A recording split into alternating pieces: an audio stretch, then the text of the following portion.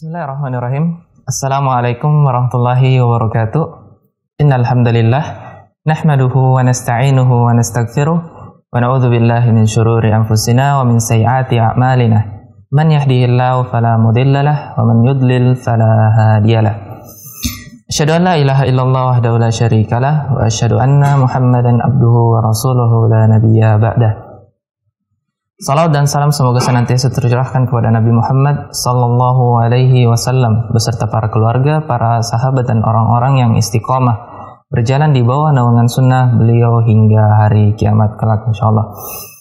Baik para pemirsa Hasan TV, senang sekali kita ketemu lagi pada kajian Islam ilmiah kita bersama Al-Ustaz Ahmad Zainuddin Al-Si hafizahullahu taala dalam pembahasan kitab Manhaj Aqidah Imam Asy-Syafi'i, buah karya dari Dr. Muhammad bin Abdul Wahab Al-Aqil. Dan alhamdulillah Ustaz sedang tersambung dengan kita. Tapi sebelum itu kami kembali mengajak para pemirsa Hasan TV bagi yang ingin berinteraksi atau bertanya secara langsung bisa melalui nomor 0811 900 7912 ataupun bagi para pemirsa yang ingin bertanya melalui pesan singkat atau WhatsApp bisa melalui nomor 0811 900 7913. Dan kami harapkan pertanyaan-pertanyaan Anda juga bisa disesuaikan dengan pembahasan kita pada pagi hari ini. Dan insya Allah pertanyaan Anda juga akan kami bacakan setelah Ustadz menuntaskan pembahasan pada pagi hari ini. Tapi sedikit informasi bagi para pemirsa Hasan TV, kajian yang seharusnya sebelumnya kita live-kan pada Rabu malam sekitar jam 8, untuk seterusnya mulai hari ini dan insya Allah seterusnya itu akan dimulai setiap hari Selasa jam 9 pagi waktu Indonesia Barat. Tapi tanpa memperpanjang waktu lagi, kita sapa terlebih dahulu Ustadz kita. Assalamualaikum warahmatullahi wabarakatuh Ustadz. Waalaikumsalam warahmatullahi wabarakatuh. Kabarnya hari ini Ustadz? Baik Ustadz. Alhamdulillah baik, dan semoga seluruh para pemirsa Hasan TV diberi dalam keadaan sehat walafiat. Alhamdulillah Ustadz. Tapi Ustadz, kami persilakan Ustadz untuk memulai pembahasan pada pagi hari ini. Falyatafaddal mashkuran. Bismillahirrahmanirrahim. Innal hamdalillah nahmaduhu wa nasta'inuhu wa nastaghfiruh wa na'udzu billahi min shururi anfusina wa sayyiati a'malina. Man yahdihillahu fala mudilla lahu wa man yudlil fala hadiya lahu. Wa asyhadu an la ilaha illallah wahdahu la syarika lahu wa asyhadu anna Muhammadan abduhu wa rasuluh. Ya ayyuhalladzina amanu taqullaha haqqa tuqatih wa la tamutunna illa wa antum muslimun. Ya ayyuhan nasu taqu rabbakumul ladzi khalaqakum min nafsin wahidah wa khalaqa minha zawjaha wa batha minhuma rijalan katsiran wa nisaa'a wattaqullaha alladzi tasaaluna bihi wal arham innallaha kana 'alaikum raqiba. Ya ayyuhalladzina amanu taqullaha wa qulu qawlan sadida yuslih lakum a'malakum wa yaghfir lakum dhunubakum wa man yuti'illaha wa rasulahu faqad faza fawzan 'azima. Amma ba'd, fa inna asdaqal hadithi kitabullah wa ahsanul hadi hadi Muhammadin sallallahu alaihi wa ala alihi wasallam wa syarrul umuri muhdatsatuha wa kullu muhdatsatin bid'ah wa kullu bid'atin dhalalah wa kullu dhalalatin finnar. Alhamdulillah, kita bersyukur pada Allah Subhanahu wa taala pada hari ini, hari Selasa pagi menjelang siang 5 Dzulqa'dah 1442 Hijriah. Kita dimudahkan oleh Allah Subhanahu wa taala untuk kembali duduk bersama mengkaji kitab Manhajul Imam Syafi'i fi Itsbatil Aqidah. Manhaj Imam Syafi'i dalam akidah. Salawat dan salam semoga selalu Allah berikan kepada Nabi kita Muhammad sallallahu alaihi wa ala alihi wasallam, pada keluarga beliau, para sahabat, serta orang-orang yang mengikuti beliau sampai hari kiamat kelak. Dengan nama-nama Allah yang husna dan sifat-sifat yang mulia, kita berdoa, Allahumma inna nas'aluka ilman nafi'an wa rizqan tayyiban wa amalan mutaqabbala. Wahai Allah, sesungguhnya kami mohon kepada Engkau ilmu yang bermanfaat, rezeki yang baik, dan amal yang diterima. Allahumma amin. Ahibati hafizakumullah ta'ala, kaum muslimin yang saya cintai karena Allah, semoga Allah subhanahu wa ta'ala selalu menjaga kita. Pada kesempatan kali ini kita membahas tentang bab yang sudah kita bahas, yaitu penulis hafizahullah ta'ala mengatakan makanatus sunnati indal imam syafi'i wa radduhu ala man ankara hujjiyataha. Kedudukan sunnah Nabi Muhammad SAW menurut Imam Syafi'i dan sanggahan beliau kepada siapa yang mengingkari sunnah Nabi Muhammad SAW sebagai sandaran hukum. Dan pada pertemuan sebelumnya kita sudah membahas bahwa Imam Asy-Syafi'i rahimahullahu ta'ala, beliau membantah orang-orang yang mengingkari sunnah Rasul sallallahu alaihi wa ala alihi wasallam. Dan orang-orang yang mengingkari sunnah Rasul sallallahu alaihi wasallam ada 3 kelompok. Yang pertama, allati ankaratis sunnata jumlatan wa tafsilan. Kelompok yang mengingkari sunnah Rasul sallallahu alaihi wasallam sebagai sandaran hukum dalam agama Islam, baik secara rinci ataupun secara global. Pokoknya kelompok ini mengingkari sunnah Rasul, hadis-hadis Nabi Muhammad SAW sebagai sandaran hukum. Kemudian yang kedua adalah allati rafadatil haditha in zada 'alal Qur'an, yaitu kelompok yang menolak hadis-hadis Rasul sallallahu alaihi wasallam jika menambah dari apa yang ada dalam Al-Qur'an. Jika menambah dari apa yang ada dalam Al-Qur'an. Nah, kelompok yang pertama kita sudah membaca bantahan-bantahan Imam Asy-Syafi'i rahimahullah. Pada kesempatan kali ini kita memulai membaca bantahan-bantahan Imam Asy-Syafi'i untuk kelompok yang kedua. Kelompok yang menolak hadis Rasul sallallahu alaihi wasallam sebagai sandaran hukum dalam agama Islam jika menambah dari apa yang ada dalam Al-Qur'an. Baik, kita baca. Penulis hafizahullah ta'ala mengatakan, raddal Imam Asy-Syafi'i rahimahullah ala ta'ifati tsani. Imam Asy-Syafi'i rahimahullah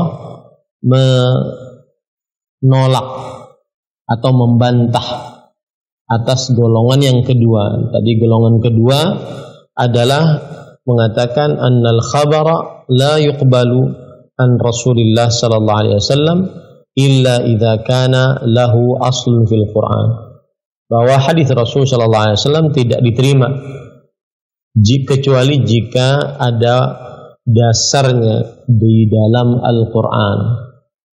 Maka Imam Asy-Syafi'i rahimahullahu ta'ala berkata, faqad bana laka fi ahkamillahi ta'ala fi kitabihi fardullahi ta'atun wa faradallahu ta'ata rasulihi wal mawdi'u alladhi wada'ahu Allah azza wa jalla bihi minal ibanati anhu ma anzala khassan wa amman wa nasikhan wa mansukhan. Imam Asy-Syafi'i rahimahullah ta'ala berkata, telah jelas bagimu di dalam hukum-hukum Allah Subhanahu wa taala, di dalam Al-Qur'an, Allah Subhanahu wa taala mewajibkan untuk mentaati Rasulullah sallallahu alaihi wasallam. Dan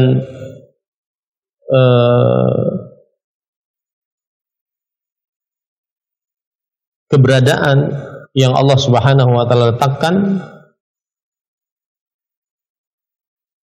atas hal itu. Apa yang Allah turunkan dari hal yang khusus, yang umum, yang menghapus hukum sebelumnya, yang terhapus hukum sebelumnya. Jadi Imam Syafi'i ingin mengatakan kepada orang yang membantah bahwa kami menolak hadis jika hadis tersebut menambah dari apa yang ada dalam Al-Quran. Maka kata Imam Syafi'i,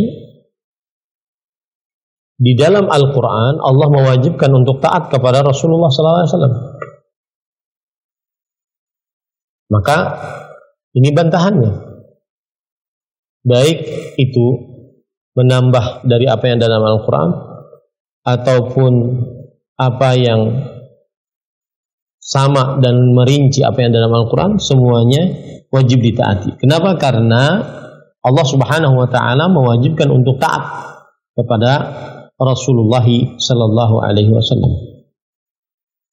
Lalu penulis mengatakan, orang yang mengingkari mengatakan, ya, wa ma ziltu aqulu bi khilafi hadha hatta bana li khata'u man dhahaba hadha al-madhhab wa laqad dhahaba fihi unasun madhhabain ahadil fariqain la yaqbalu khabaran wa fi kitabillah al-bayan.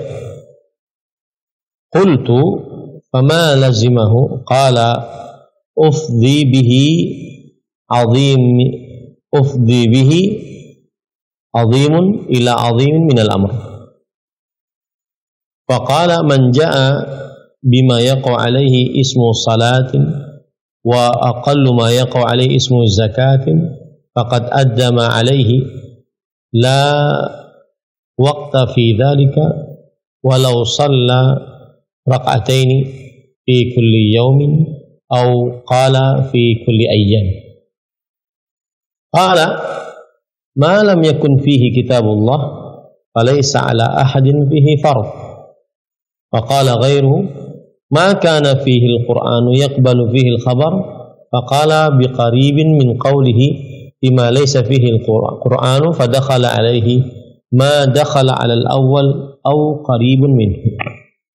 ودخل عليه أن صار إلى قبول الخبر بعد رده وصار إلى أنه لا يعرف ناسخا ومنسوخا وخاصا ولا عاما والخطأ ومذهب الضلال في هذين المذهبين واضح لست أقول بواحد منهما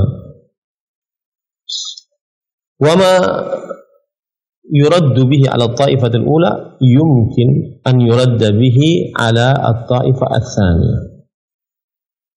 Perhatikan sekarang Imam Asy-Syafi'i mengatakan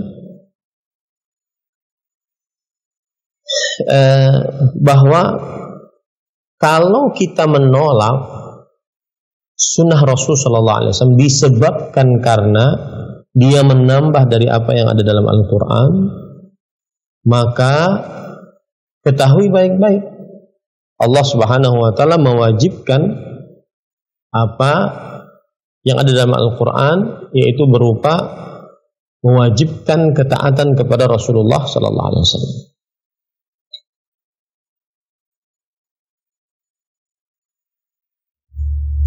Kemudian di sini Imam Asy-Syafi'i rahimahullahu taala atau penulis menjelaskan bahwasanya bagaimana kalau seandainya orang mau sholat?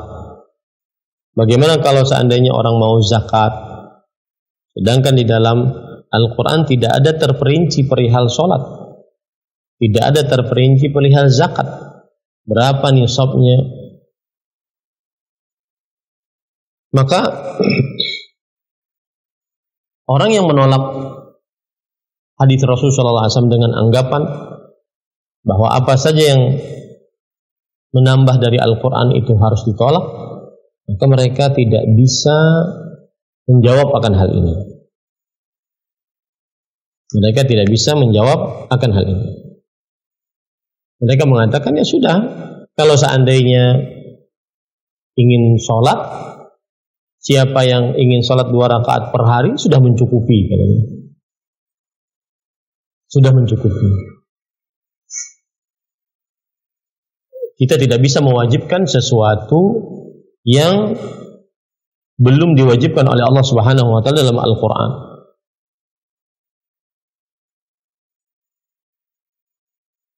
Maka jawabannya adalah apa saja yang dibantahkan untuk kelompok yang pertama yang menolak sunnah Rasulullah SAW secara rinci dan secara garis besar, bisa juga dibantahkan kepada kelompok yang kedua yang menolak sunnah Rasulullah SAW apabila menambah dari Al-Quran.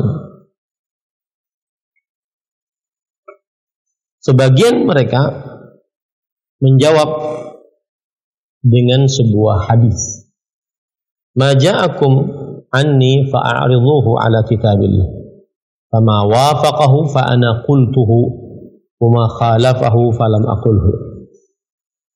Yang artinya, apa saja yang datang dariku maka hadapkan kepada Al-Quran. Apa yang sesuai dengan Al-Quran maka aku berarti mengucapkannya. Apa yang menyelisih Al-Quran maka aku berarti menyelisih. Hadis ini adalah hadis yang palsu. Hadis yang tidak bisa dijadikan sebagai sandaran hukum. Maka tidak bisa menolak hadis kalau seandainya menambah dari apa yang ada dalam Al-Quran. Kemudian penulis mengatakan, kalau seandainya orang yang menolak hadis Rasulullah SAW ini karena dia menganggap bahwa ini menambah dari apa yang ada dalam Al-Quran, maka apa dalil kalian? Mereka akan bertanya kepada kita, apa dalil kalian? Maka dalilnya adalah hadis Abu Rafi', bahwasanya kita tidak boleh menolak hadis Rasulullah SAW meskipun menambah dari apa yang ada dalam Al-Quran. Hadis Abu Rafi', Rasulullah SAW bersabda, la alfayanna ahadakum muttaki'an ala arikatihi ya'tihi al-amru min amri mimma amartu bihi aw nahaitu anhu fa yaqulu la adri ma wajadna fi kitabillahi taba'na. Yang artinya, aku tidak ingin mendapati salah seorang dari kalian dia bersandar di atas tangannya, datang perintah dari perintahku, dari apa yang aku perintahkan ataupun apa yang aku larang, lalu dia mengucapkan, aku tidak tahu apa yang ada dalam Al-Quran, maka itu yang kami ikuti, yang selainnya tidak kami ikuti. Nah, ini menunjukkan bahwasanya Rasulullah SAW mencela orang yang menolak hadis Rasulullah SAW disebabkan karena menambah dari apa yang ada dalam Al-Quran.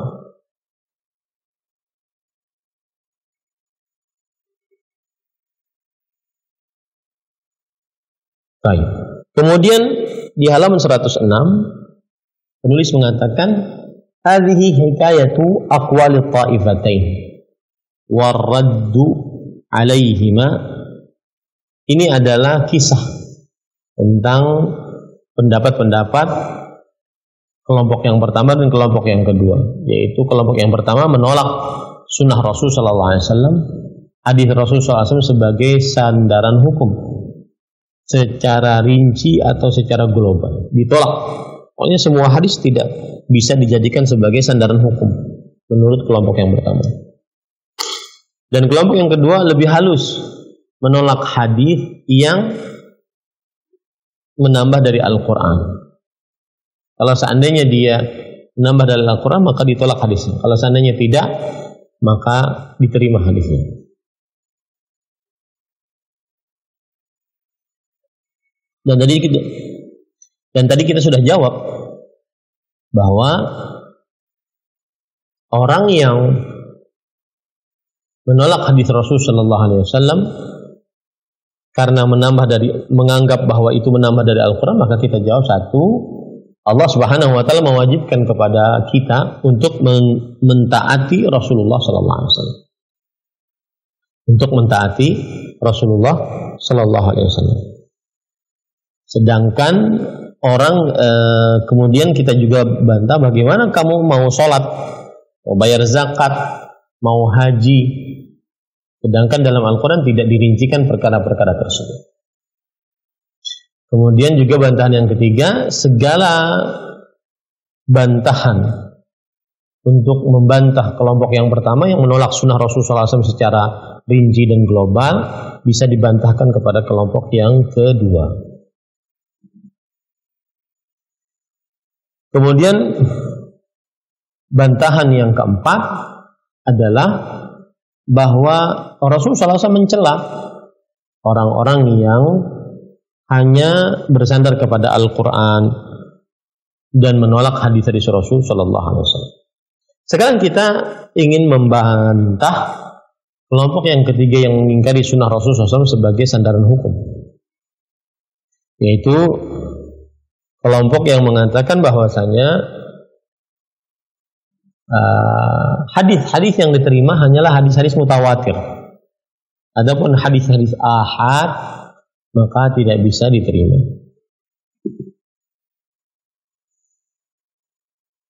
Ini adalah pendapat kelompok yang ketiga, bahwa hadis-hadis yang diterima hanyalah hadis-hadis yang mutawatir. Dan hadis mutawatir adalah hadis yang diriwayatkan oleh banyak para sahabat dan mustahil mereka bersepakat untuk berdusta. Maka kata mereka, yang diterima dari hukum-hukum Islam hanya hadis mutawatir. Adapun yang tidak mutawatir atau yang disebut dengan hadis ahad, maka tidak bisa dijadikan sebagai sandaran hukum.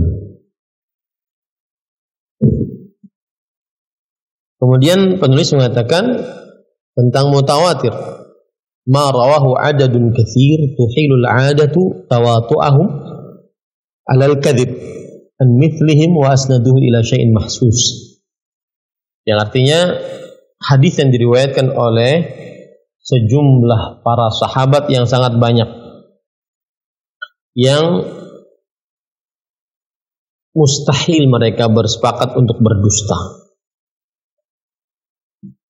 dan mereka menyandarkan hadis tersebut kepada perkara yang dapat dipanca indra'nya.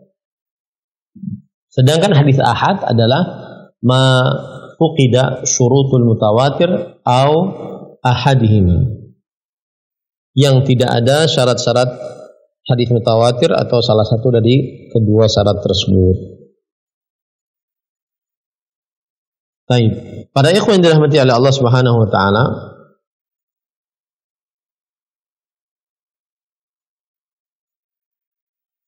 penulis kemudian mengatakan wa huwa min haitsul qabuli wa raddi ala aqsam faminhul maqbulu wa minhul mardudu ala hasabi hali ruwati min haitsul adala wa adamiha wa ghairi dzalika min syuruti qabulir riwayah. Dan dilihat dari sisi diterima atau ditolak, hadis tersebut dibagi menjadi beberapa bagian. Ada yang diterima dan ada yang ditolak sesuai dengan keadaan para perawinya.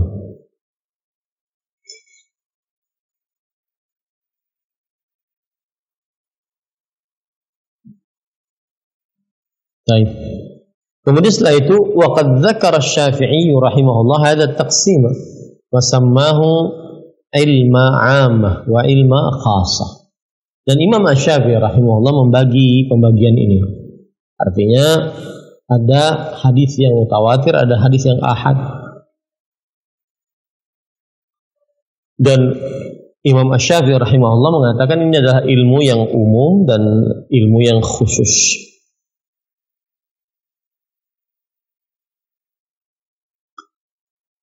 Imam Asy-Syafi'i ditanya, "Mal ilmu wa ma yajibu 'alan nasi fil ilm?" Apakah itu ilmu dan apa yang wajib bagi manusia dalam perkara ilmu? Maka Imam Asy-Syafi'i menjawab, "Al-ilmu ilman. Ilmu 'ammah la yas'u balighan ghairu maghlubin 'ala aqlihi jahluhu." Yang artinya ilmu yang umum. Orang yang sudah baligh tidak boleh bodoh di dalamnya. Wa mithlu hadza, wa mithlu madza? Dan seperti apa contohnya ilmu yang umum tadi? Kemudian Imam Syafi'i menjawab, mithlu shalawatil khams wa anna Allah 'ala nasi shawma syahri Ramadan wa hajjal bait idza istata'u wa zakatun fi amwalihim wa annahu harrama az-zina wal qatl was sariqa wal khamr wa ma kana fi ma'na hadha mimma kullifa al-ibadu an yaqiluhu wa ya'maluhu wa yu'tuhu min anfusihim wa amwalihim wa an yakuffu anhu ma harrama alaihim minhu.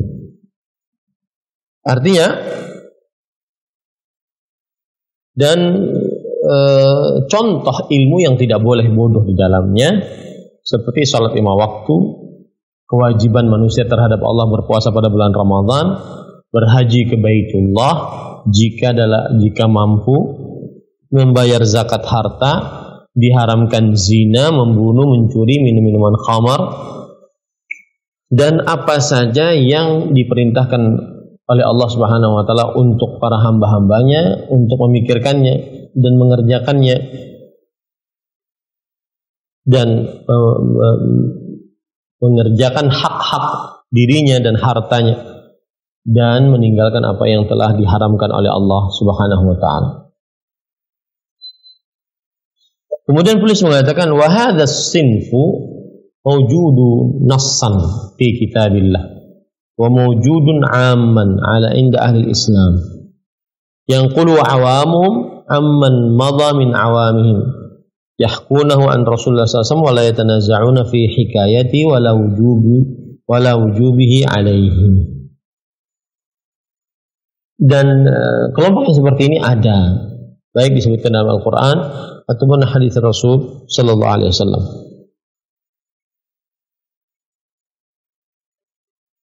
Kelompok seperti ini ada dalam Al-Quran dan juga ada secara umum menurut di tengah-tengah kaum muslimin.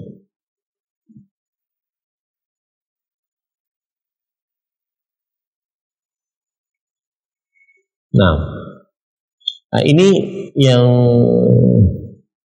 semestinya kaum muslimin tidak boleh bodoh di dalamnya tentang hal-hal yang tadi.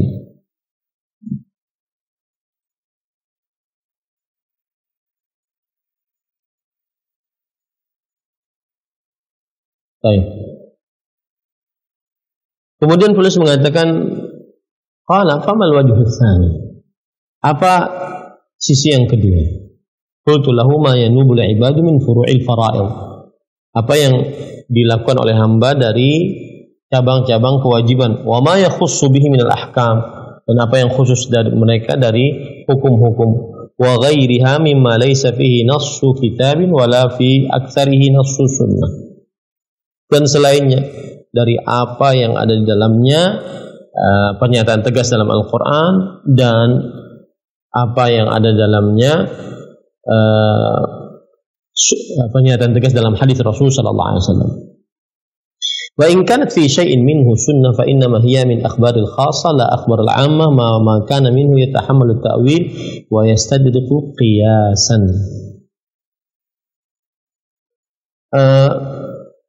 Dan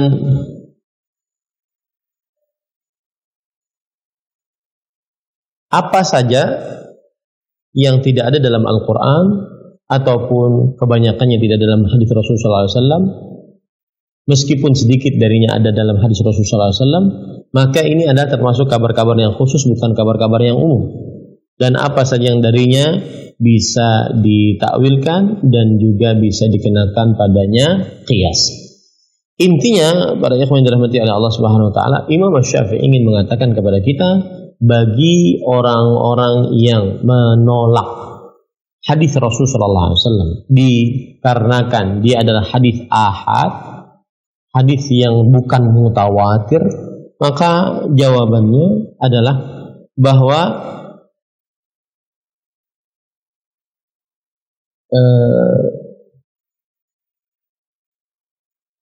ada perkara-perkara yang tidak boleh kita bodoh di dalamnya, seperti sholat 5 waktu, berpuasa pada bulan Ramadan, berhaji ke Baitullah, kemudian jika mampu, kemudian haji, zakat, diharamkannya zina, membunuh, mencuri, meminum khamar, dan seterusnya.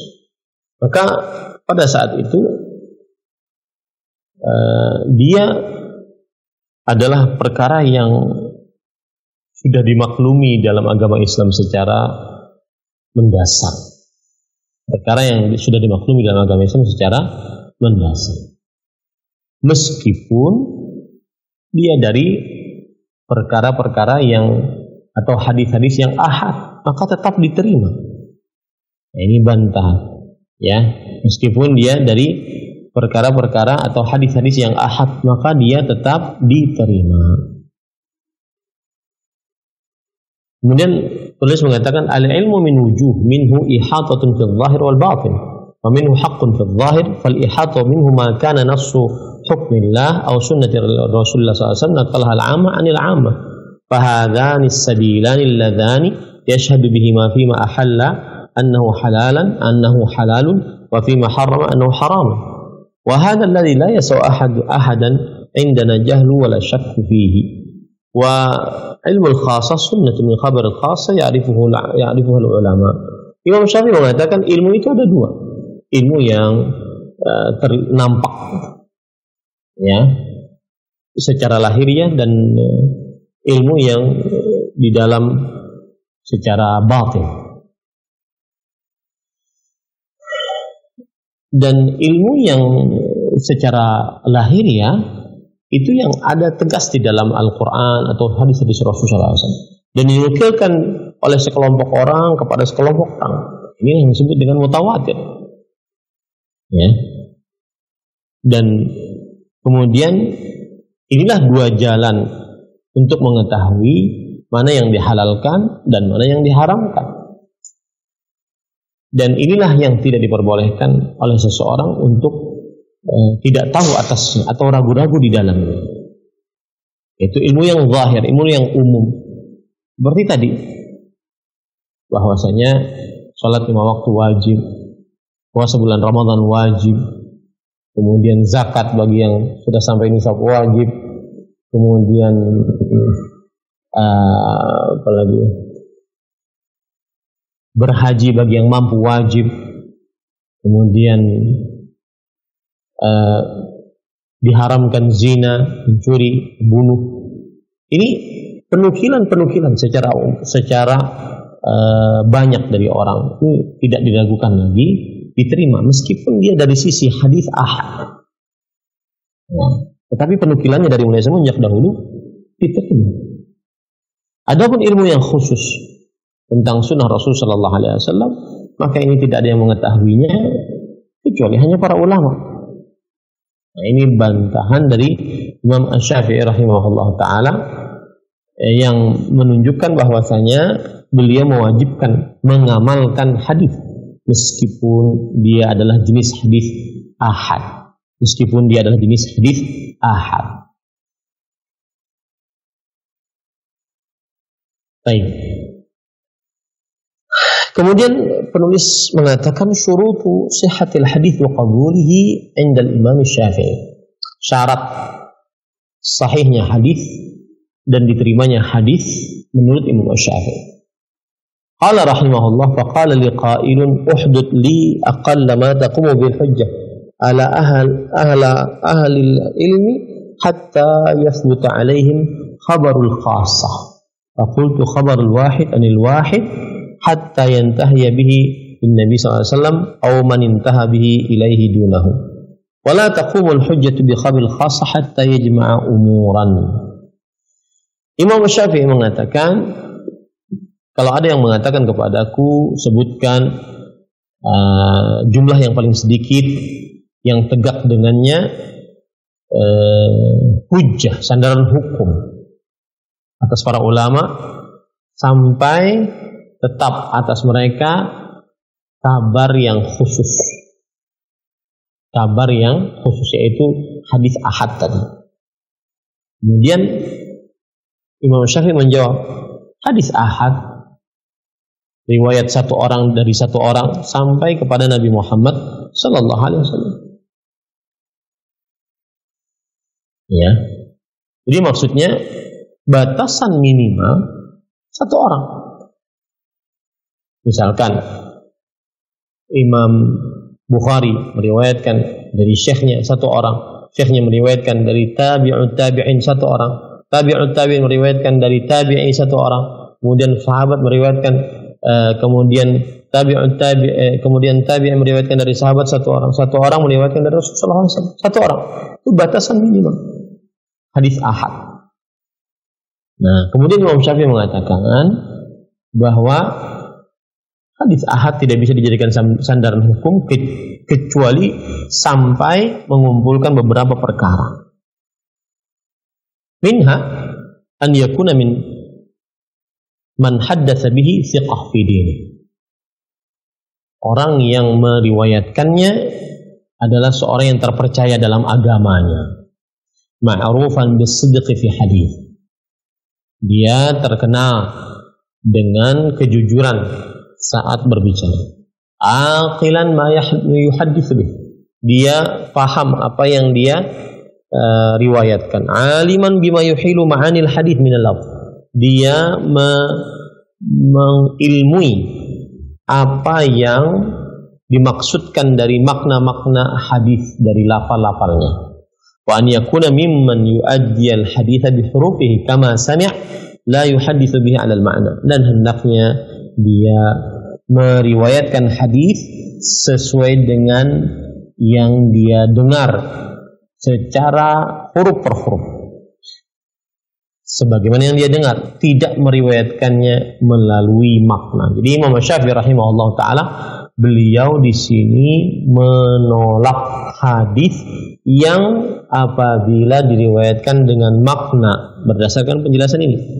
لأنه إذا حدث به المعنى وهو غير عالم بما يحيل معناه لم يدري لعله يحيل الحلال إلى الحرام وإذا أداه بحروفه فلم يبق وجه يخاف به إحالته الحديث حافظا وإن حدث به من حفظه حافظا لكتابه إن حدث من كتابه. Kenapa beliau tidak menerima hadis ahad yang diriwayatkan dengan makna? Karena jika ia meriwayatkan berdasarkan makna, sedangkan ia tidak alim tentang apa yang ditunjuki oleh makna-maknanya, dia tidak mengetahui, mungkin dia memindahkan yang halal kepada yang haram. Dan jika ia meriwayatkannya dengan benar-benar secara hurufnya, maka tidak ada pada saat itu sisi yang harus dikhawatirkan. Dia meriwayatkan hadis melalui hafalannya jika dia menghafalnya, dia meriwayatkan hadis melalui bukunya jika dia menulisnya. Ini syarat penerimaan Imam Syafi'i rahimahullah terhadap hadis yang sahih. Nah, kemudian penulis mengatakan, idza syarika ahlal hifzi fil hadis wafaqa hadithuhum bi bariyan min an yakuna mudallisan yuhaddithu amman laqiya ma lam yasma' minhu wa yuhaddithu 'anil nabi sallallahu alaihi wasallam ma yuhaddithu thiqatu khilafahu 'anil nabi sallallahu alaihi wasallam wa yakunu hakadha man fawqahu mimman haddatsahu hatta yuntaha bil hadits mawsulan ila nabi sallallahu alaihi wasallam aw ila man intuhiya bihi ilaihi dunahu li anna kulla wahidin minhum muthbitun liman haddatsahu muthbitun ala man haddatsa anhu fala yustaghna fi kulli wahidin minhum amma wasaftu. Artinya,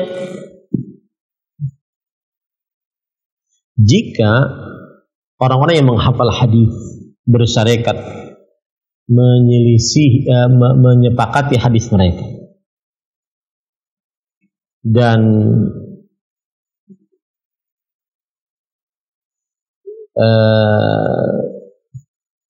melepaskan diri dari seorang yang mudallis, yang meriwayatkan hadis dari apa yang dia belum dengar dari hadis tersebut. Dan dia meriwayatkan dari Nabi Muhammad SAW apa yang diriwayatkan oleh orang-orang yang terpercaya, berbeda dari orang yang terpercaya tentang Nabi Muhammad SAW.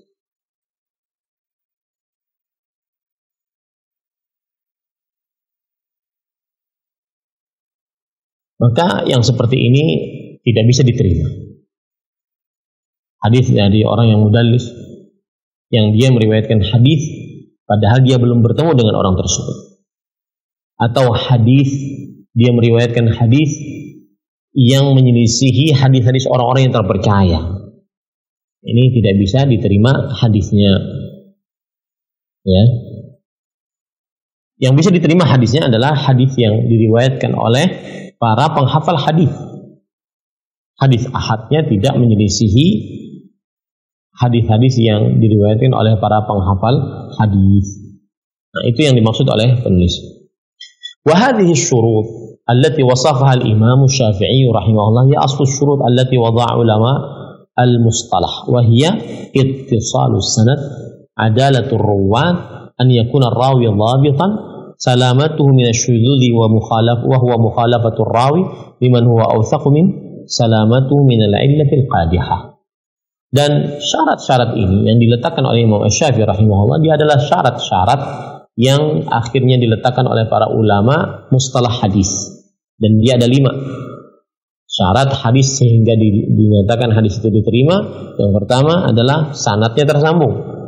Rasulullah SAW meriwayatkan kepada para sahabat, sahabat meriwayatkan kepada para tabi'in, tabi'in meriwayatkan kepada tabi'ut tabi'in, tabi'ut tabi'in meriwayatkan kepada Syekh meriwayatkan kepada Imam Bukhari, Imam Muslim, Abu Daud, Tirmidzi dan seterusnya. Sanadnya tersambung, tidak terputus. Yang kedua adalah para perawinya seorang yang adil. Adil di sini maksudnya adalah dia terjaga harga dirinya, soleh, bukan ahli maksiat dan seterusnya. Kemudian yang ketiga, hendaknya perawinya adalah seorang yang kuat hafalannya, baik hafalan melalui hafalan otaknya ataupun hafalan melalui tulisannya. Dia sangat kuat. Yang keempat, terlepas dari sifat syadz di dalam hadis, yaitu menyelisihi rawi yang lebih kuat yang kita sebutkan tadi. Menyelisihi rawi yang lebih kuat. Kemudian yang kelima adalah selamat dari illat yang jelek. Selamat dari illat yang jelek. Kemudian penulis mengatakan, wa hadhihi syurut kulluha dzakaraha al-Imam Syafi'i rahimahullah fi kalamihi as-sabiq wa illam yurattibha kama rattabaha ulama'ul hadits ba'dahu mimma yadullu ala 'idhami fahmihi li 'ilmi al-hadits walidzalika faqad muli'a kutubuhu bil adillah ala hujjiyati sunnati war radd ala man ankara hujjiyataha aw ihtaj bi ba'dihha wa ankara hujjiyat al-ba'd al-akhar. Syarat-syarat ini seluruhnya disebutkan oleh Imam Syafi'i di dalam perkataan beliau tadi, meskipun beliau tidak menertibkannya seperti para ulama hadis menertibkannya setelah beliau. Ini menunjukkan bagaimana besarnya pemahaman beliau terhadap ilmu hadis. Oleh sebab itulah sungguh kitab-kitab beliau terisi dengan dalil-dalil tentang sunnah Rasulullah SAW dapat dijadikan sebagai sandaran hukum, dan juga terisi dengan bantahan-bantahan atas orang yang mengingkari sunnah Rasulullah SAW sebagai sandaran hukum, atau juga orang yang bersandar bahwa sebagian sunnah ditolak dan sebagian yang lain bisa diterima. Ini dibantah semuanya oleh Imam Syafi'i rahimahullah ta'ala. Baik. Kemudian jadi pada ikhwan yang dirahmati oleh Allah Subhanahu wa taala, kalau seandainya sanad hadisnya itu sahih, dengan terkumpulkan 5 syarat hadis yang sahih tadi, meskipun dia adalah khabarul ahad, khabar yang satu meriwayatkan dari satu orang perawi meriwayatkan dari satu orang perawi meriwayatkan sampai kepada Rasulullah SAW, makin tetap diterima dan tetap diamalkan menurut Imam Asy-Syafi'i rahimahullah ta'ala. Ya.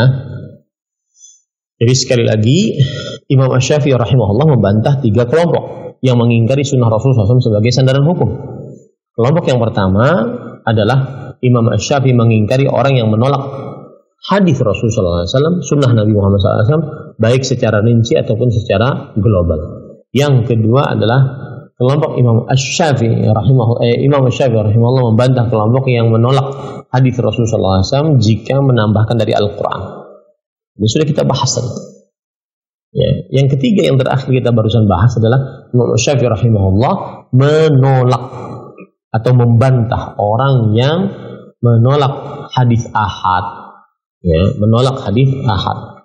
Dan salah satu bentuk bantahan Imam Asy-Syafi'i rahimahullah ta'ala adalah apabila ada beberapa perkara-perkara yang dinukilkan dengan hadis ahad, tetapi perkara tersebut tidak boleh seseorang bodoh di dalamnya, seperti sholat, seperti zakat, seperti haji, kemudian diharamkannya zina, minum khamar, berjudi, mencuri, dan seterusnya.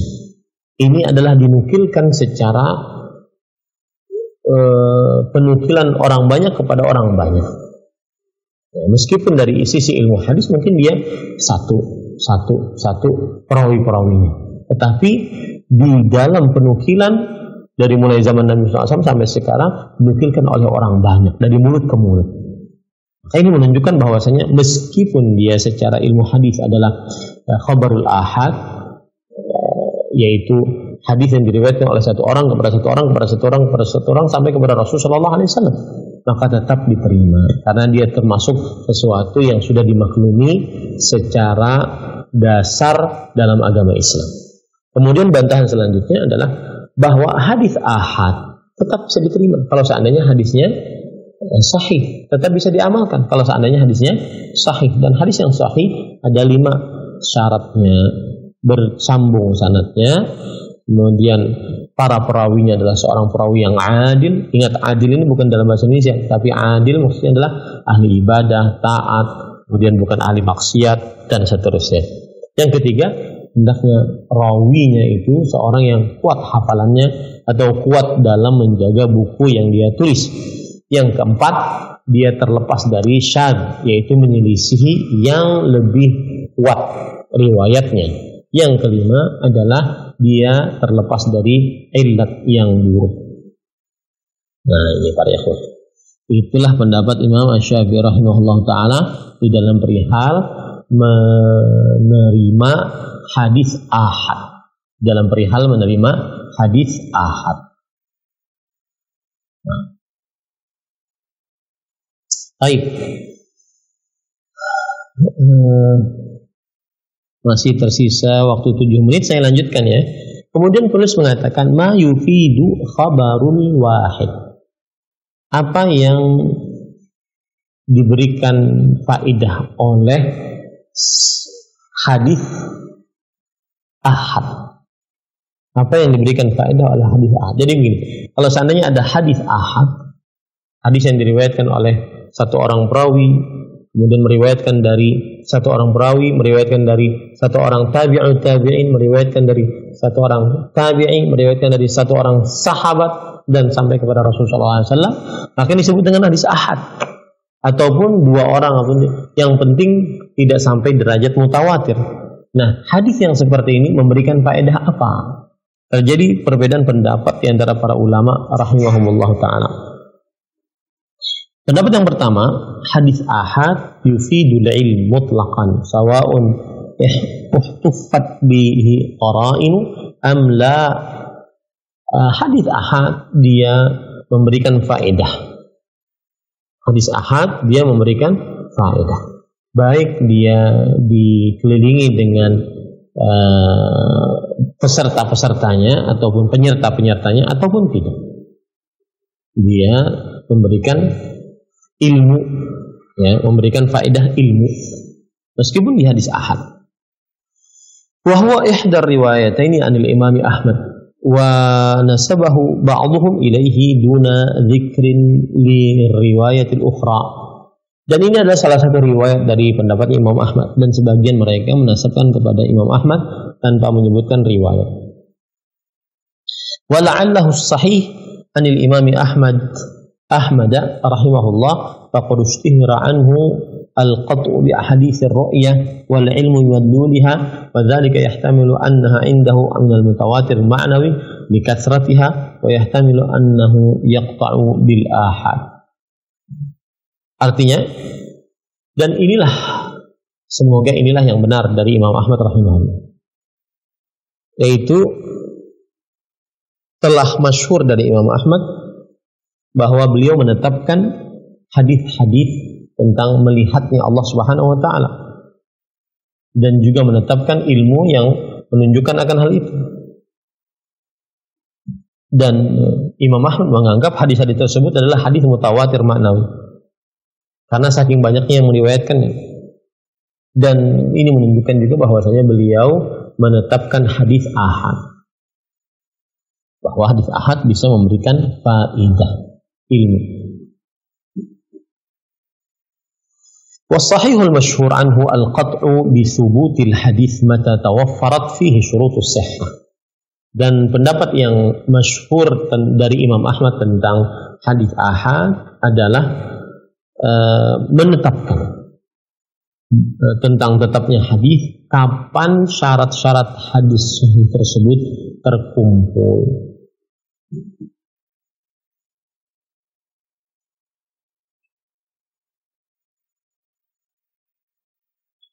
Ada seorang Al-Marwazi, yaitu Ahmad bin Muhammad bin Hajjaj bin Abdul Aziz Abu Bakar Al-Marwazi. Beliau termasuk daripada murid terdekatnya Imam Ahmad rahimahullahu ta'ala. Beliau bercerita, qultu li Abi Abdillah, ha huna insan yaqul innal khabara yujibu amalan wa la yujibu ilman. Wahai Abu Abdillah, yaitu kunyahnya Imam Ahmad rahimahullahu ta'ala, sesungguhnya ada sebagian orang mengatakan sesungguhnya hadis ada yang mewajibkan amal dan ada yang mewajibkan hanya ilmu, tidak amal. Maka Imam Asy-Syafi'i Imam Ahmad mengatakan, la adri ma hadza, saya tidak mengetahui akan hal ini. Maksudnya adalah ada sebagian orang yang mengatakan hadis itu hanya ada yang mengatakan wajib diamalkan, tetapi ada juga yang mengatakan tidak wajib untuk diamalkan. Maka kata Imam Ahmad rahimahullah, ini tidak benar.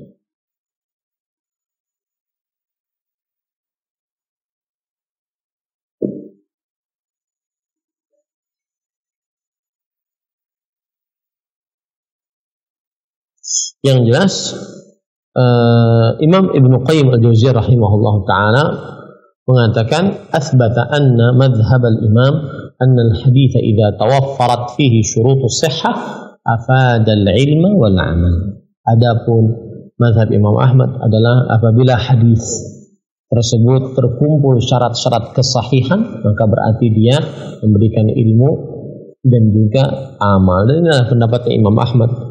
Kemudian pendapatnya Husain Al-Karabisi dari mazhab Imam Asy-Syafi'i, dan ini adalah pendapatnya kebanyakan para ulama salaf dan kebanyakan para ahli fikih.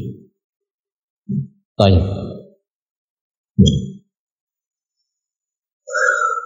Ini sekali lagi menunjukkan bahwa Imam Ahmad rahimahullah ta'ala menyatakan hadis ahad memberikan faedah ilmu secara mutlak. Memberikan faedah ilmu secara mutlak. Sedangkan pendapat yang kedua, yufidu dhann mutlaqan sawa'un uhtuffat bihil qara'in aw la, wa hadha madhhab al-usuliyyin ghaliban wa tabi'ahum alaihi ba'd mutaakhir ahli al-hadits kan-Nawawi.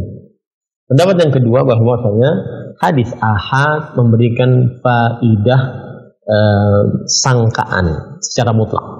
Baik itu ada pembantu-pembantunya, bahwasanya dia memberikan faedah sangkaan, ataupun Ini adalah pendapatnya para ulama usul fikih kebanyakan, dan diikuti oleh sebagian ulama-ulama terakhir generasi ahli hadis seperti Imam An-Nawawi rahimahullahu ta'ala. Yang jelas pendapat yang kedua, bahwa hadis ahad menimbulkan sangkaan, dzan, sangkaan secara mutlak.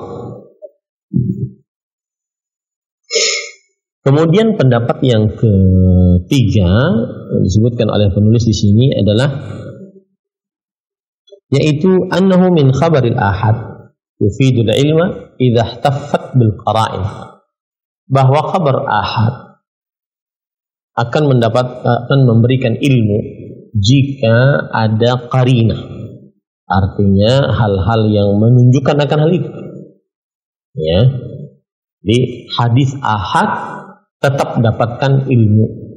Kita bisa ambil ilmu darinya jika memang ada qarinah-qarinah, yaitu hal-hal yang menunjukkan hadis tersebut mendatangkan ilmu.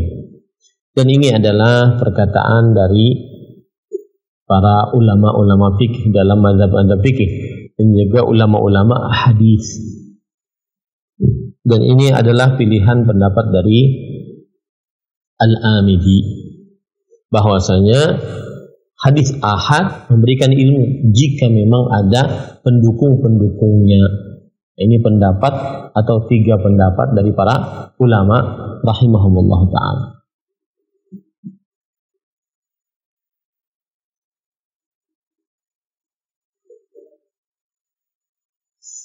Nah, kemudian penulis membawakan perkataan Imam Asy-Syaukani di dalam kitab Irsyadul Fuhul.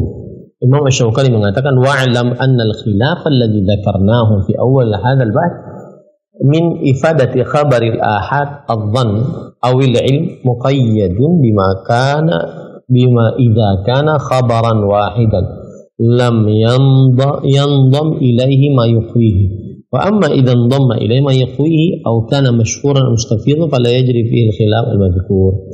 Ketahui bahwasanya khilaf yang kita sebutkan di dalam pembahasan ini, bahwa hadis ahad memberikan faedah prasangka ataupun ilmu, ini terikat dengan sesuatu jika hadis ahad tersebut belum bergabung dengan sesuatu yang menguatkannya. Adapun jika hadis ahad tersebut bergabung dengan sesuatu yang menguatkannya, atau hadis ahad tersebut masyhur, atau hadis ahad tersebut sudah tersebar, maka tidak ada perbedaan pendapat dalam hal ini.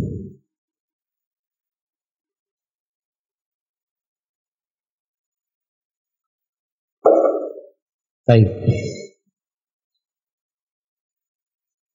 Kemudian penulis mengatakan, fa idzan dumma ila khabaril ahad ma yuqwihi min al-qara'in fa katsir min ulama yaqul innahu yufidul ilm.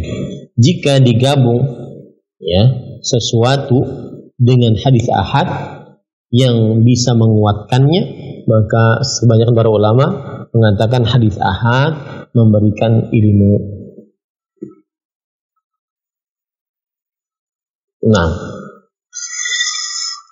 qala Syekhul Islami rahimahullah, walladhi alaihi al-usuliyun min ashabi Abi Hanifah wa Syafi'i wa Ahmad anna khabar al-wahidi idza talaqqathu al-ummah bil qabul tasdiqan lahu wa amalan bihi yujibu al-ilm illa firqatun qalilatun ittaba'u ta'ifatan min ahli kalam ankaru dzalik. Syekhul Islam Ibnu Taimiyah rahimahullah taala mengatakan, dan pendapat para ulama ahli usul fikih dan juga ulama dari mazhab Abu Hanifah, Imam Syafi'i, Imam Ahmad mengatakan bahwa hadis ahad jika diterima oleh umat maka dia diterima, ya, dan bisa memberikan faedah ilmu dan pengamalan, kecuali kelompok yang sedikit saja, yaitu kelompok yang mengikuti ilmu kalam dan mereka mengingkari akan hal itu. Nah, kemudian penulis mengatakan, Qala al-Futuhi, qala Ibnu Aqil wa Ibnu al-Jauzi wal Qadhi wa Abu Bakar ibn al-Baqillani wa Ibnu Hamid wa Ibnu Burhan wal Fakhr ar-Razi wal Amidi wa ghairuhum yufidu al-ilm ma naqalahu ahadul ummah al-muttafaq alaihim idza talaqqiya bil qabul. Imam Ibnu Aqil, Ibnu Jauzi, Al-Qadhi Abu Bakar Al-Baqillani, Ibnu Hamid Al-Ghazali, Ibnu Burhan, Fakhr Razi, Al-Amidi dan selain mereka berpendapat bahwasanya hadis ahad memberikan ilmu selama hadis ahad tersebut dinukilkan oleh ulama, oleh kaum muslimin dari sejak dahulu dan diterima oleh kaum muslimin. Wa ammal masyhur wal mustafid fa min al ulama man qala yufidu ilman nadhariyan wa minhum man qala yufidu al qata'. Adapun hadis-hadis yang masyhur kemudian juga hadis-hadis yang tersebar, maka di antara para ulama ada yang mengatakan bahwa hadis-hadis tersebut memberikan ilmu yang harus diteliti, dan ada yang mengatakan bahwa hadis-hadis tersebut memberikan faidah, ya, bahwa ilmu tersebut bisa diambil dari hadis ahad apabila dia masyhur, Baik, penulis kemudian mengatakan wadh-dhahiru annahu lam yunaza' fi dzalika ahad min ulama illa ta'ifatun qala anha Syekhul Islam innahu min ahli kalam wa inna man nizaa fi khabar al-ahad nafsihi hal yufidu al-ilma aw yufidu dhanna ala ma sabaqa dzikruhu fi awwal hadzal bahth. Maksudnya adalah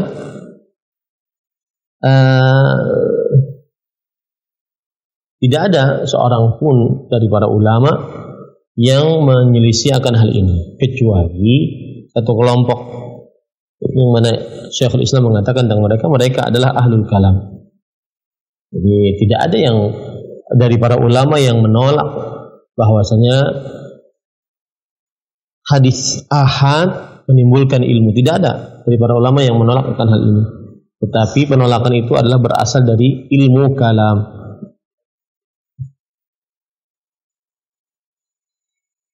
Nah, wa hina idzin fa min al-khata' itlaqul qaul bi anna khabar ahad yufidu al-ilm aw adh-dhann was-shawab an yuhkam ala kulli khabar bima yaliqu bihi min dhannin aw yaqin mimma qad takaffala bihi jahabidatul ulama min ma'rifatihim bi adalatir ruwat lakinnahum lam yaj'alu dhalika mustanadahum da'iman bal adhafu ila dhalika ma yattasilu bil khabar min qara'in taqwa ahadul ihtimalain. Artinya, dan pada saat itu termasuk daripada kekeliruan apabila seseorang mengatakan hadis ahad bisa memberikan ilmu atau bisa memberikan sangkaan saja.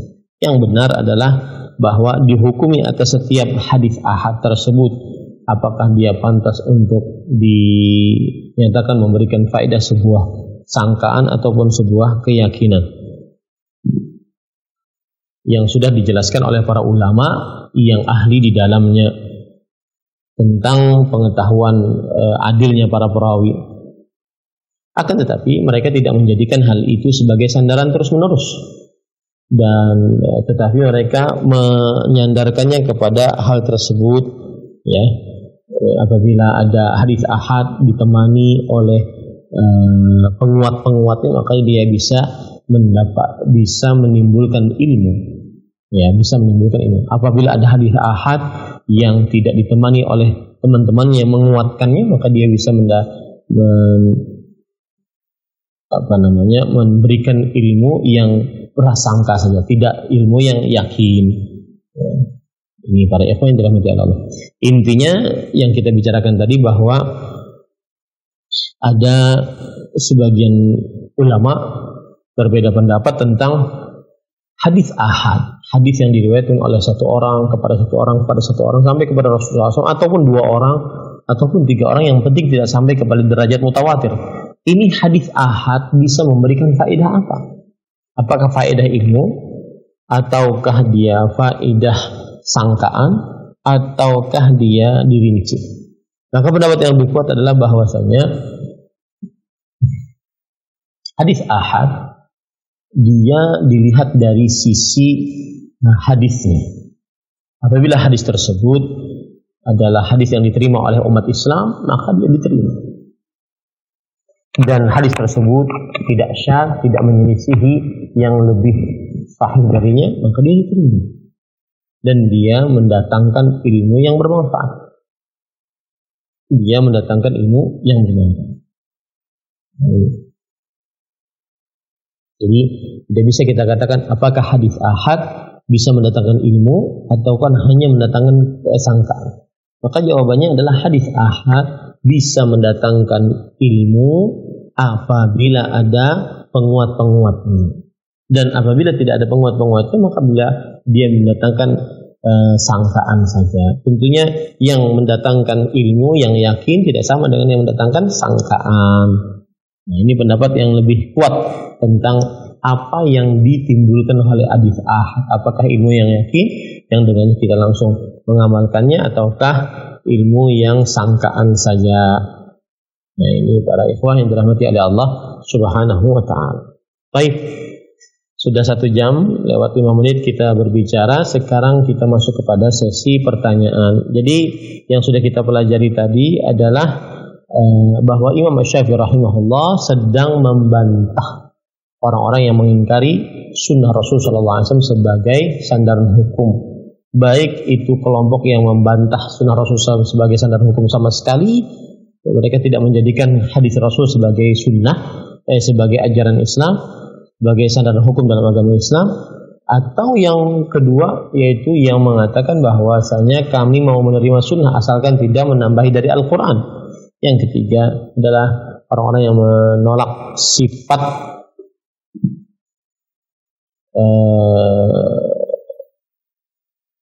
menolak hadis Rasulullah SAW apabila sifatnya itu adalah hadis ahad, bukan hadis mutawatir. Yang sudah kita bahas tadi bagaimana bantahan Imam Syafi'i rahimahullah taala bagi yang menolak hadis ahad, ya, bagi yang menolak hadis ahad. Baik, kita masuk kepada sesi pertanyaan. Silahkan jika ada yang ingin ditanyakan. Wallahu a'lam. Jazakumullah khairan atas pembahasannya tadi dari Ustadz Ahmad Zainuddin Hafizahullah Ta'ala. Dan itulah tadi pembahasan kitab Manhaj Imam Syafi'i dalam Aqidah. Dan semoga pembahasan pada pagi hari ini bisa memberikan kita manfaat dan bisa dipraktikkan dalam kehidupan sehari-hari insyaallah. Dan kembali lagi kami mengajak para pemirsa Ahsan TV, bagi yang ingin bertanya bisa melalui nomor telepon 0811 900 7912, ataupun bagi para pemirsa yang ingin bertanya melalui WhatsApp atau pesan singkat bisa melalui nomor 0811 900 7913. Tapi Ustaz, sambil kita menunggu penelpon yang masuk, kita bacakan dulu terlebih dahulu pesan-pesan sudah masuk melalui pesan singkat atau WhatsApp.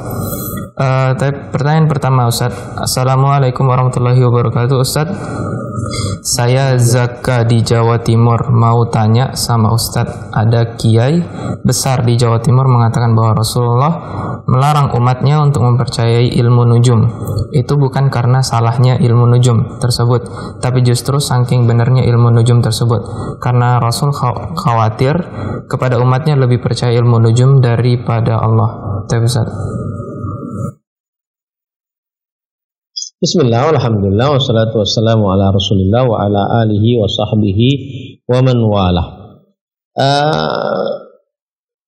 Yang jelas Rasulullah SAW melarang ilmu nujum. Mau ilmu nujumnya benar, mau ilmu nujumnya salah, yang jelas Rasulullah SAW melarang umatnya untuk ilmu nujum. Jangan hanya sekedar retorika, ya, sehingga kita akhirnya tidak berani mengatakan yang salah ya salah, yang keliru ya keliru. Yang jelas di dalam agama Islam dilarang tentang ilmu nujum, yaitu ilmu perbintangan, mengaitkan suatu kejadian karena bintang tertentu, mengaitkan suatu peristiwa karena bintang tertentu, atau meramal akan hal gaib karena bintang tertentu, ya, apakah itu benarnya ilmu nujum ataukah salahnya ilmu nujum? Yang jelas Rasulullah SAW melarang kita untuk belajar ilmu nujum. Dan kalau kita perhatikan, ilmu perbintangan itu ada dua macam. Ada yang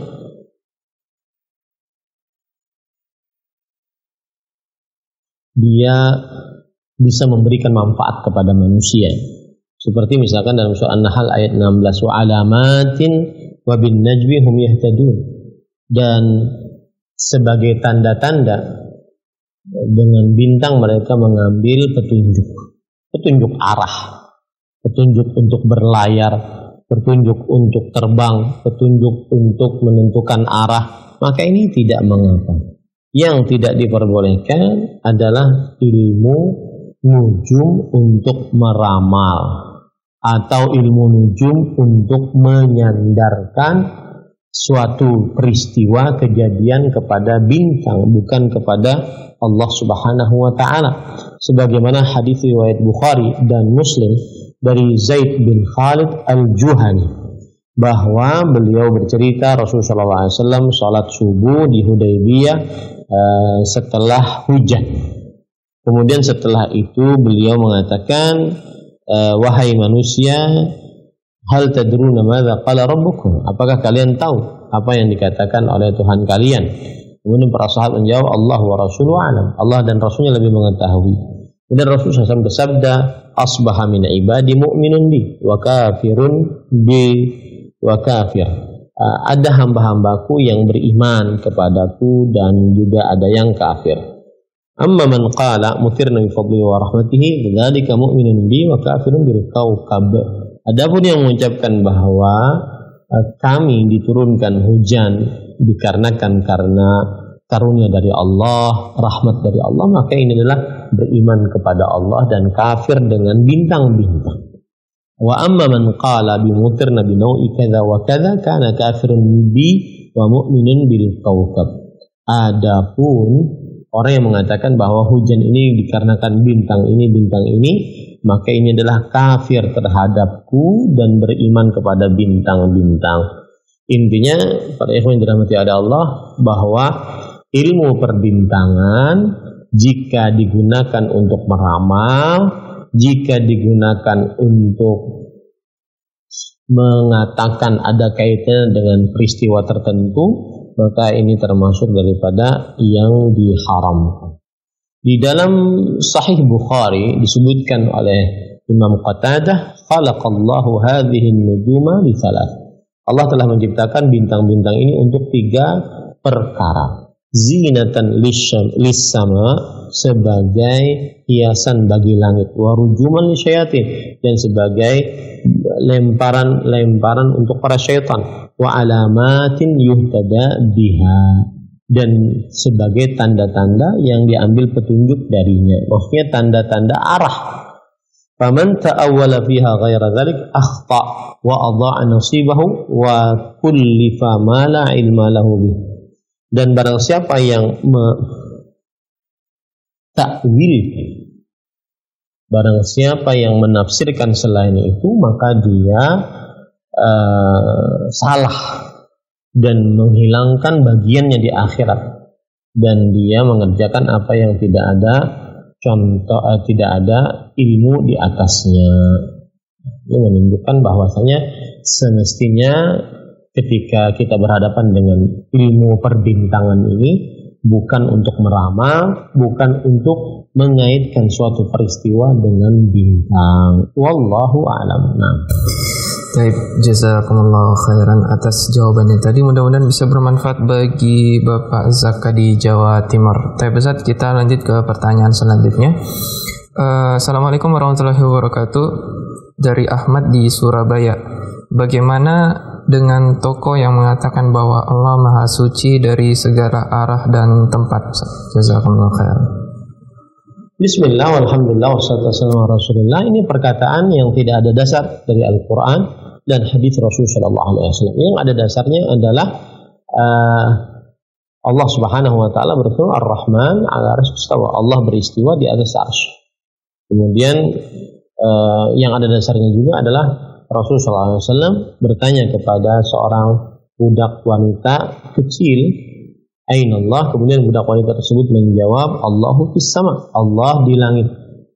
Dan kemudian Rasul SAW bersabda, "A'tiqha fa innaha mu'minah." Yang artinya merdekakan budak wanita tersebut, sesungguhnya dia adalah wanita beriman. Tanda keimanan adalah meyakini bahwasanya Allah Subhanahu wa taala di langit.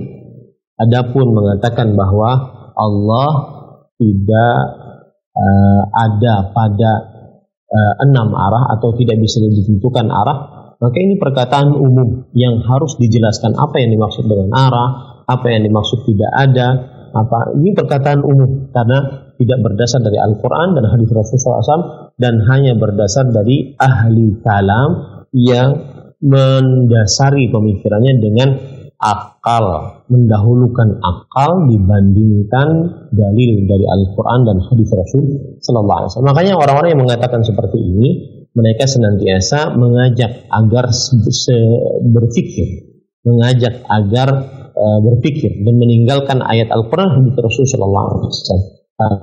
Hal yang mereka maksud berpikir adalah mengajak agar mengikuti hawa nafsu mereka. Wallahu a'lam.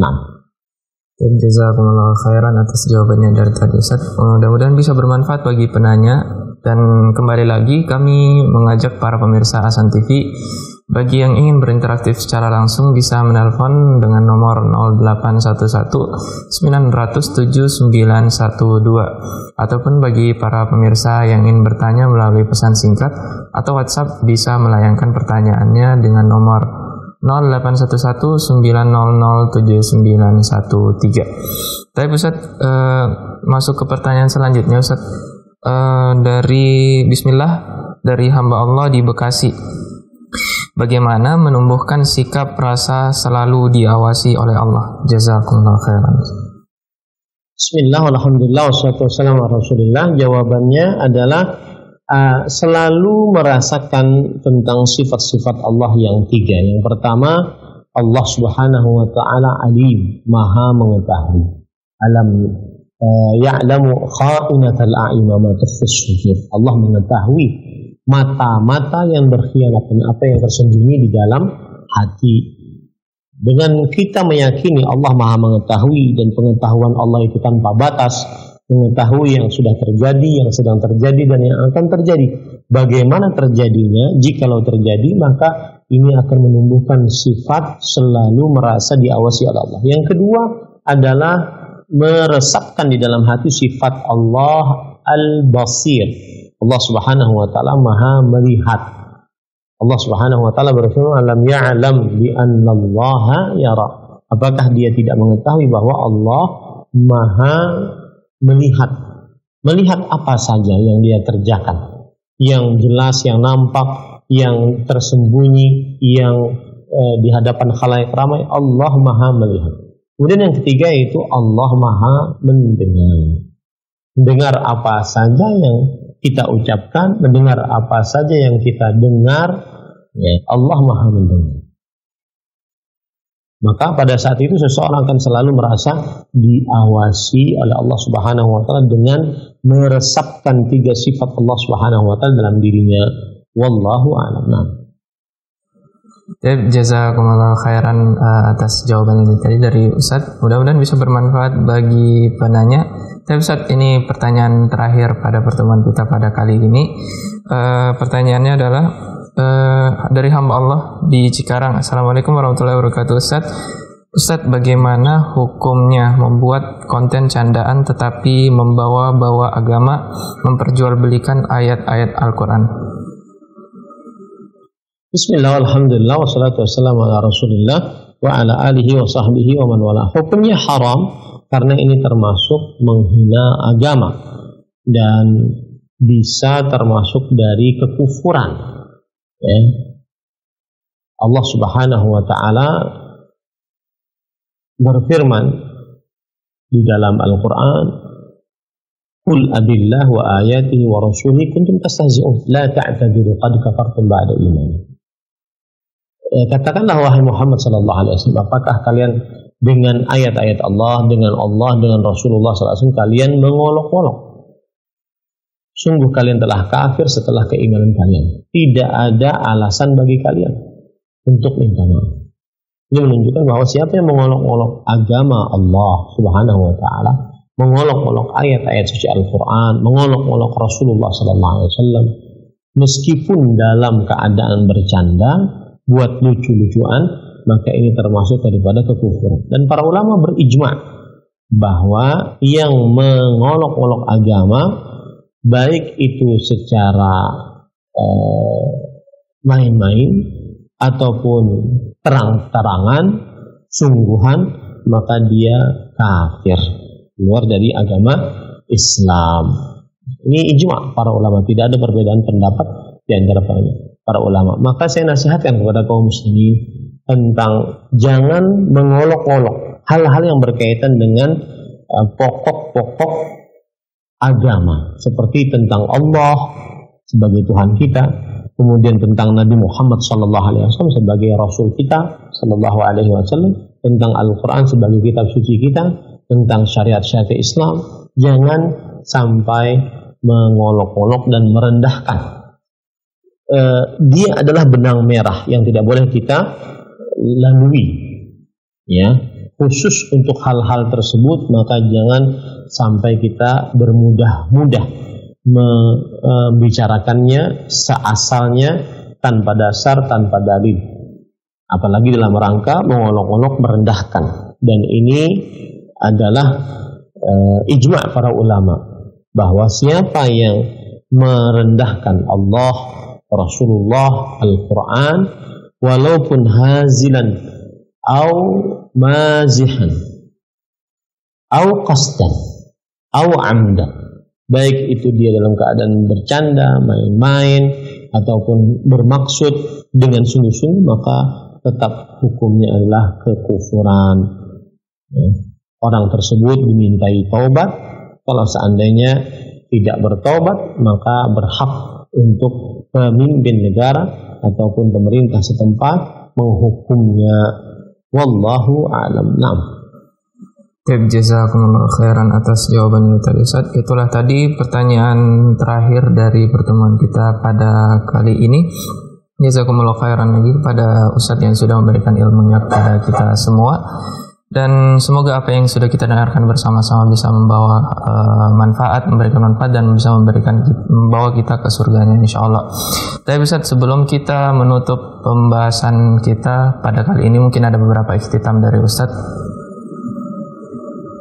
Bismillah, walhamdulillah, wassalatu wassalamu ala rasulillah wa ala alihi wa sahbihi wa man wala. Yang sudah kita pelajari pada kesempatan kali ini adalah bahwa ada 3 kelompok yang mengingkari sunnah Rasul sallallahu alaihi wasallam sebagai sandaran hukum dalam agama Islam. Kelompok yang pertama adalah yang mengingkari hadis Rasul sallallahu alaihi wasallam secara rinci ataupun global. Pokoknya kalau hadis ditolak. Kemudian itu sudah dibantah oleh Imam Asy-Syafi'i rahimahullah dalam kitab ini. Kemudian ada kelompok yang kedua menolak hadis Rasul sallallahu alaihi wasallam jika hadis tersebut menambah dari apa yang ada dalam Al-Qur'an. Dan bantahannya adalah bahwa Allah Subhanahu wa taala mewajibkan kita untuk taat kepada Rasul sallallahu alaihi wasallam bagaimanapun. Baik itu apa yang disebutkan oleh Rasul sallallahu alaihi wasallam sesuai dengan Al-Qur'an ataupun tambahan dari apa yang ada dalam Al-Quran, wajib kita taat kepada Rasulullah sallallahu alaihi wasallam. Yang kedua adalah seseorang tidak akan bisa mengerjakan syariat Islam dari sholat, kemudian puasa, kemudian zakat, berhaji kecuali dengan berita dan kabar tambahan dari hadis-hadis Rasul sallallahu alaihi wasallam. Ini menunjukkan bahwa kita wajib untuk menerima hadis-hadis Rasul sallallahu alaihi wasallam meskipun dia menambah dari apa yang ada dalam Al-Qur'an. Kemudian juga yang Selanjutnya adalah kelompok yang selanjutnya adalah kelompok yang ketiga yang menolak hadis ahad. Yang menolak hadis ahad. Dan hadis ahad adalah hadis yang diriwayatkan dari beberapa orang yang tidak sampai kepada derajat mutawatir. Dan hadis mutawatir adalah hadis yang diriwayatkan oleh kelompok sahabat yang banyak, kepada kelompok dari para tabi'in yang banyak, dan seterusnya sampai kepada para imam yang meriwayatkan hadis. Maka jawabannya adalah bahwa hadis ahad ada yang dia merupakan hadis-hadis yang sesuatu yang dimaklumi dalam agama secara mendasar. Maka ini meskipun dia hadis ahad tetap diterima. Meskipun dia hadis ahad tetap diterima. Kemudian juga jawaban yang lain adalah bahwa hadis ahad apabila hadisnya itu sahih maka dia berarti tetap diterima. Dan kemudian Imam Asy-Syafi'i mengatakan bahwa hadis sahih itu 5 syaratnya. Pertama, tersambung sanadnya. Yang kedua, para perawinya adalah seorang yang adil, yang jauh dari maksiat. Yang ketiga, perawinya adalah seorang yang kuat hafalannya. Yang keempat, terlepas dari sifat syadz, yaitu sifat yang menyelisihi riwayat yang lebih kuat. Kemudian yang kelima adalah hadisnya terlepas dari illat yang memburukkan hadis tersebut. Kemudian poin yang ketiga yang sudah kita pelajari pada kesempatan kali ini adalah hadis ahad itu memberikan faedah apa? Apakah memberikan faedah ilmu, ataukah memberikan faedah sangkaan, ataukah memberikan faedah ilmu apabila dibarengi dengan perkara-perkara yang menguatkan. Maka terjadi perbedaan pendapat di antara para ulama bahwasanya hadis ahad adalah hadis yang bisa memberikan faedah ilmu.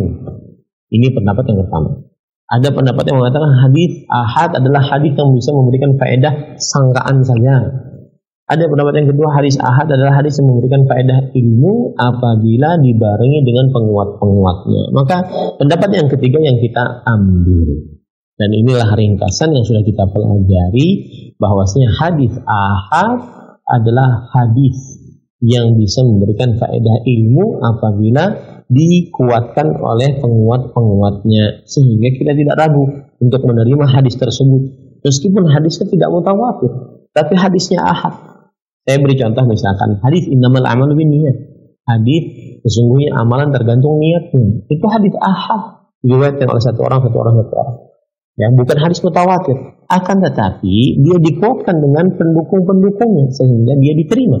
Karena setiap amalan harus ada niatnya. Kalau tidak ada niatnya maka amalannya akan kosong, dianggap tidak ada karena tidak ada niat dalam beramal. Nah, ini yang dimaksud dengan penguat-penguatnya. Hadis ahad akan diterima apabila ada penguat-penguatnya. Ini sampai di sini adalah pertemuan yang ke-16 dari pembacaan kitab Manhajul Imam Syafi'i fi Itsbatil Aqidah. Manhaj Imam Syafi'i dalam aqidah. Wallahu a'lam. Sallallahu alaihi Muhammad. Alhamdulillahirabbil alamin. Wassalamualaikum warahmatullahi wabarakatuh. Waalaikumsalam warahmatullahi wabarakatuh. Jazakumullah khairan atas penutupnya tadi, ikhtitam dari Ustadz. Dan insya Allah kita akan ketemu lagi pada pertemuan selanjutnya dengan pembahasan yang sama, yaitu pembahasan kitab Manhaj Imam Asy-Syafi'i dalam akidah. Dan jazakumullah khairan juga kepada para pemirsa Ahsan TV yang sudah menyaksikan program-program Ahsan TV yang lainnya, terkhusus pada hari ini juga. Dan kami mohon maaf selaku kru yang bertugas apabila ada kesalahan selama pertemuan ini berlangsung. Kita tutup dengan doa kafaratul majelis. Subhanakallahumma wa bihamdik, asyhadu an la ilaha illa anta, astaghfiruka wa atubu ilaik. Assalamualaikum warahmatullahi wabarakatuh.